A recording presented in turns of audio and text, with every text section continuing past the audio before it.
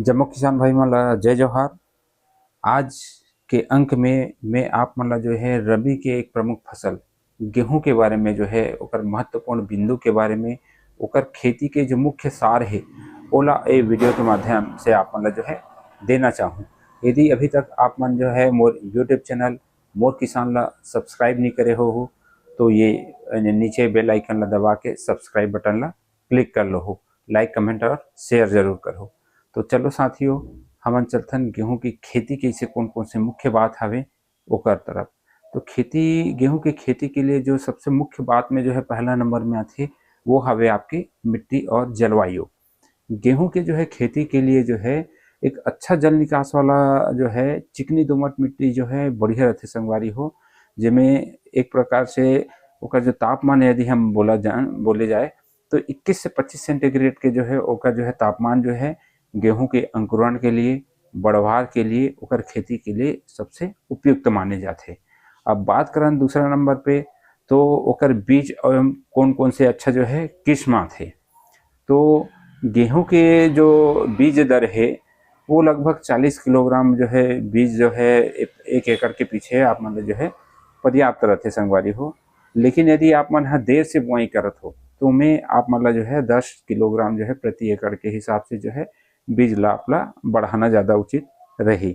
और बात करन हमन किस्म के बारे में, कौन कौन से ऐसे अच्छा किस्म हवे हमार छत्तीसगढ़ के लिए ओकर बारे में, और इंदिरा गांधी कृषि विश्वविद्यालय के द्वारा भी कई सारे जो है किस्म अच्छा उन्नत किस्म जो है गेहूं के जो है विकसित करे गए हैं।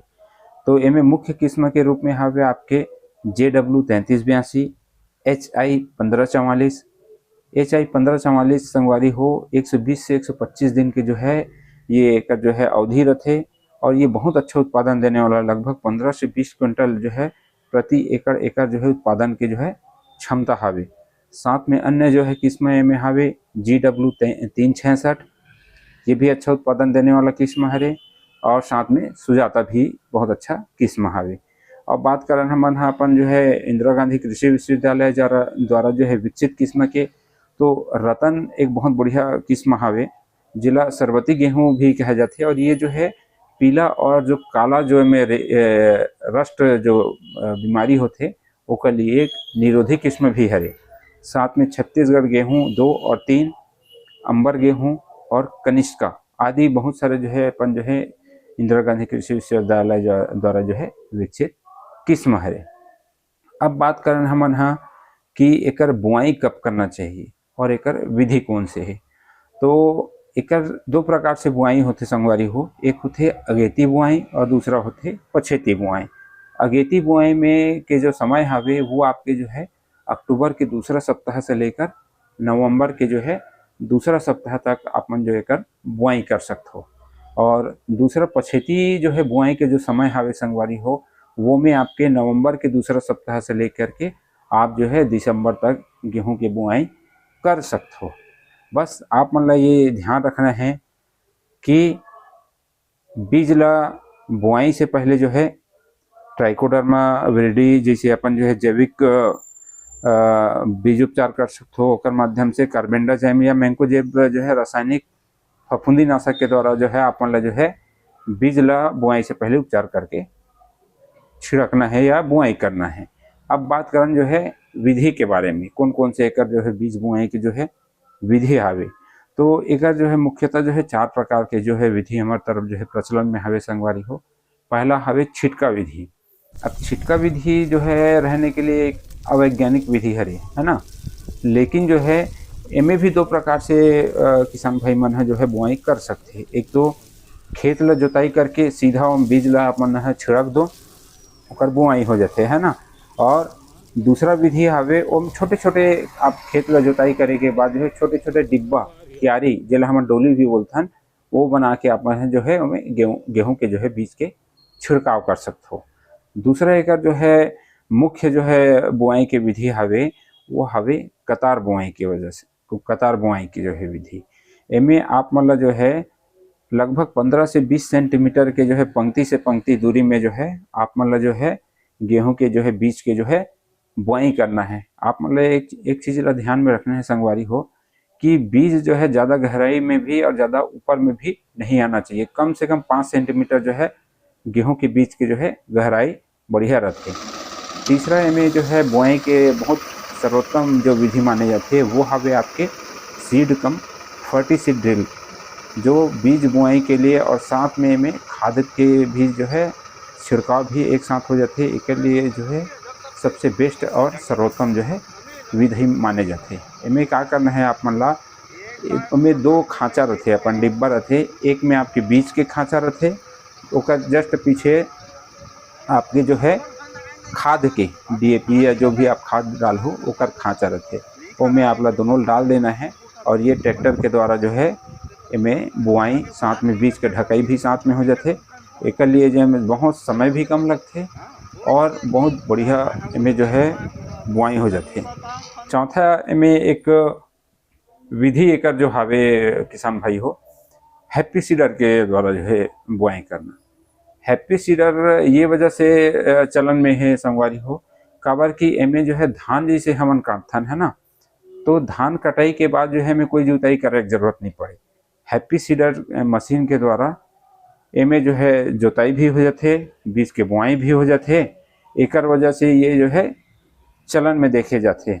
एक वजह से एला जो है जीरो टिलेज बुआई भी कहे जाते, काबर कि एमें किसी भी प्रकार की जो है कोई जो है भू परिष्करण या जुताई वगैरह में नहीं हुए, डायरेक्ट में बीज की बुआई हो जाते। अब अगला हम मुख्य बिंदु की ओर जो है चलथन संगवारी हो, तो एक जो सबसे प्रमुख जो है मुख्य जो बात है में हावे वो हावे सिंचाई एवं में जो है पोषक तत्व कितना कितना कब और कैसे देना है ना। तो सिंचाई में लगभग 3 से 5 सिंचाई के जरूरत पड़ते गेहूं के फसल में संगवारी हो। एमें पहला तो आप जो है बीज के जैसे बुआई करत हो है ना, ओकर बाद लगभग एक जो मुख्य जड़ के जो विकास होते जेला शिखर जड़ बोलथन हमन, हाँ CRI स्टेज बोलथन, क्राउन रूट इनिशिएशन स्टेज, जो लगभग 21 से लेकर 26 दिन में आते। वो समय एक पहला सिंचाई जो है करे जाते। इनमें दूसरा सिंचाई जो है ओकर लगभग 40 से 45 दिन बाद जे समय जो है फुटाव हो चालू हो जाते। कंसा एक प्रकार से धान में कंसा निकलते, वैसे टाइप से में जो है फुटाव है चालू होते, वो समय एक जो है दूसरा सिंचाई करे जाते। तीसरा जो है सिंचाई में करना है किसान भाई हो 55 से 60 दिन में, जे समय ओकर फूल निकले के जो समय रहते वो समय आप मतलब तीसरा सिंचाई करना है। चौथा सिंचाई में आप जो है दाना भरे के समय या जो दूधिया अवस्था रहते वो समय में लगभग 75 दिन के आसपास में जो है आप मन सिंचाई कर सकते हो। ओकर बाद आवश्यकता अनुसार जो है एक सिंचाई आप मन जो है इमें कर सकते हो।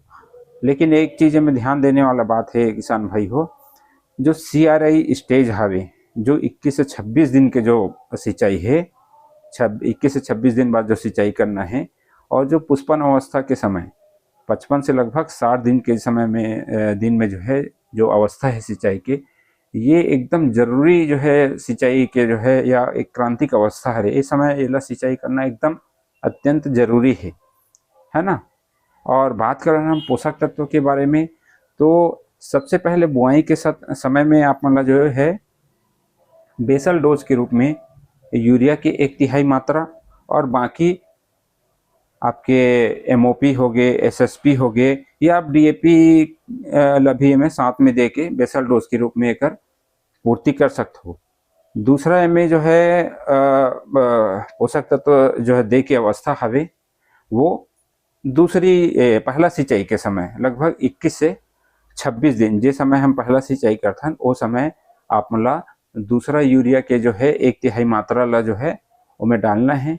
साथ में ये समय संगवारी हो सबसे बढ़िया रहते कि इमें थोड़ा सा जो है जिंक के भी यूरिया के साथ में जो है छिड़काव करे से बहुत बढ़िया गेहूं में जो है असर इमें दिखाई देते।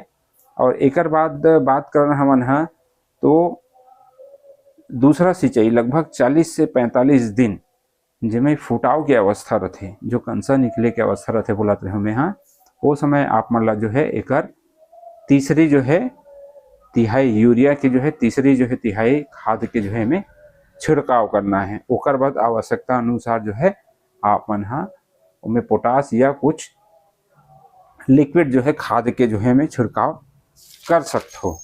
ये तो हवे आपके जो है सिंचाई के और पोषक तत्व के। इनमें कुछ कुछ बात ला संगवारी हो आप मतलब ध्यान में रखना है कि यूरिया ला जैसे मैं आप मतलब बता रहा हूँ कि 3 भाग में बांट के देना है ना। पहला सिंचाई में, दूसरा सिंचाई में और एक बुआई के समय, है ना। उसी प्रकार सिंचाई के बाद जो है यूरिया देना चाहिए। कई संगवारी मन ह पूछते कि यूरिया छिड़कन ओकर बाद सिंचाई करन कि सिंचाई करे के बाद जो है यूरिया छिड़कन। तो एक जो है बहुत अच्छा विधि ये हावे कि आप पहले सिंचाई कर दो, ओकर बाद जो है हमें यूरिया के छिड़काव करो। एक एमे होते का संगवारी हो कि आप जो है यदि पहली यूरिया देवत हो, है ना, ओकर बाद पानी आप मन पलात हो में सिंचाई देत हो, तो हमें बहुत सारा जो है खाद या यूरिया जो है वो लीचिंग कर जाते, है ना। तो ये आप मतलब जो है ध्यान देना है, एक से जो है खाद जो है बहुत नुकसान होते। एमें कुछ जगह जो है सब्जी वर्गी जो अपन फसल होते ओमें निराई गुड़ाई वगैरह करते, तो ओकर वजह से ओमें जो है खाद ल पहले दे जाते, ओकर बाद हल्का सिंचाई दे जाते, तो वो एक बार उचित है। लेकिन ओमें हल्का सिंचाई करना पड़ते ताकि ओकर जो है लीचिंग ना हो सके, है ना। और एमें साथ में आप जो पोषक तत्व के जब प्रबंधन के बात आती तो कम से कम जो है 3 टन गोबर खाद जो है प्रति एकड़ के हिसाब से आप मतलब यदि खेत में बिखराव करो तो रासायनिक उर्वरक के जो है कम मात्रा आप मतलब जो है उमें डाले की जो है जरूरत पड़ी, है ना। अब बात करने में कि पोटास और फास्फोरस जो है एला कब देना है, तो एला जो है बेसल डोज के रूप में आप मन दे सकते हो। याद रखो संगवारी हो, गेहूं के फसल के लिए जो है नाइट्रोजन और पोटेशियम जो है बहुत बढ़िया जो है और आवश्यक जो है खाद होते, एला आप मन ला जो है देना ही है ना। बात करने का प्रति एकड़ जो है कितना उर्वरक लग जाते संगवारी हो, तो एमे प्रति एकड़ के हिसाब से 30 किलोग्राम नाइट्रोजन, 25 किलोग्राम जो है फास्फोरस और 25 किलोग्राम जो है पोटेशियम के एकड़ जो है गेहूं के जो है प्रति एकड़ के हिसाब से इनमें खाद देना चाहिए।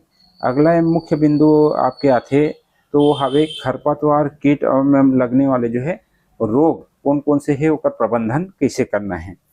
तो इनमें जो है बहुत प्रकार के जो है खरपतवार वगैरह थे। इनमें मुख्य जो जैसे आपके गेहूं के फसल में जो बोले जाते वो हवे फैलरिस माइनर करके एक मंडूसा करके घास में खरपतवार आते, जेला जो है जो लगभग मिलती जुलती गेहूं के ही समान ही दिखते संगवारी हो, जेकर वजह से ला गेहूं के मामा भी बोले जाते, है ना। तो एक लिए जैविक अपन जो है भौतिक नियंत्रण के रूप में जो है जीरो टिलेज जो है अपन जो है कर सकथन। हैप्पी सीडर के माध्यम से हम बुआई करे से और अगेती बुआई करे से में जो है बहुत कुछ जो है नियंत्रण दिखते। साथ में जो है चौड़ी पत्ती के जो खरपतवार यदि आप मतलब में ओका नियंत्रण करना है दिक्कत है तो ओका लिए मेटसल्फ्यूरॉन के जो है दवाई के आप जो है 30 से 35 दिन में जो है छिड़काव कर सकते हो। साथ में चौड़ी और सकरी पत्ती यदि हम दोनों दिखत है तो सल्फोसल्फ्यूरॉन और मेटसल्फ्यूरॉन के नामक जो है दवाई आते, एला 20 से 25 दिन के बाद जो है आप मतलब जो है छिड़काव करना है ना। और बात कराने में कौन कौन से रोग आते तो इनमें भूरा रस्ट, पीला रस्ट, काला रस्ट, लीफ ब्लाइट, है ना, और साथ में करनाल बंट, इस टाइप की जो है में रोग जो है में दिखाई देते। तो आप मन ला का करना है, जैसे भूरा रस्ट है, पीला रस्ट है और काला रस्ट। भूरा रस्ट जो है पत्ती में होते, पीला रस्ट जो है ओकर जो पत्ती के जो सिरा होते धारी होते उमें होते, और काला रस्ट जो होते वो आपके तना में होते, है ना। तो एकर मन के जो है नियंत्रण के लिए आप मन ला जो है थियोफिनेट मिथाइल नामक एक दवाई आते, तेकर आप छिड़काव जो है एमें कर सकते हो, बहुत अच्छा एक रिजल्ट दिखाई देते संगवारी हो। और जैसे बात करना मन करनाल बंट जो जिसमें गेहूं के जो दाना होते वो विकृत हो जाते, काला भूरा कलर के हो जाते, तो ओकर नियंत्रण के लिए जो है चना एवं जो है मसूर के जो है ओमे आपके इंटरक्रॉपिंग करहु तो ओमे कुछ नियंत्रण जो है ओमे या ओकर असर दिखथे। और बात करन कीट के तो एमे जो है पिंक स्टेम बोरर गुलाबी तना छेदक एक जो है कीट लगथे जो लगभग तना छेदक के रूप में ही होथे। बस एमे जो कीट जो रथे वो जो गुलाबी कलर के रथे ओकर वजह से ला पिंक स्टेम बोरर जो है बोले जाथे। तो हमें फेरोमोन ट्रैप स्टिकी ट्रैप के द्वारा जो है एकर एडल्ट मन के जो मादा रथे ओकर मन ला जो है नष्ट करे जा सकते। साथ में नीम तेल यह शुरुआती अवस्था में जो है क्लोरोपायरीफास दवाई के जो है एक प्रकार से ड्रेंचिंग टिप से अपन करके ओकर नियंत्रण कर सकथन। ये तो हो गए संगवारी हो गेहूं के जो है खेती के एकदम मुख्य जो है बिंदु मुख्य आवश्यक सार है ना। और बात करने का उपज के उत्पादन तो लगभग 15 से 20 क्विंटल प्रति एकड़ के हिसाब से गेहूं के जो है उत्पादन जो है किस्म के अनुसार मिल जाते संगवारी हो। तो आशा कथन आप मला यदि ये जानकारी अच्छा लगे होही तो लाइक कमेंट शेयर एवं सब्सक्राइब जरूर कर हो। और आज के लिए इतना ही, आशा करता हूँ जानकारी अच्छा लगी सही। धन्यवाद। जय जवान जय किसान।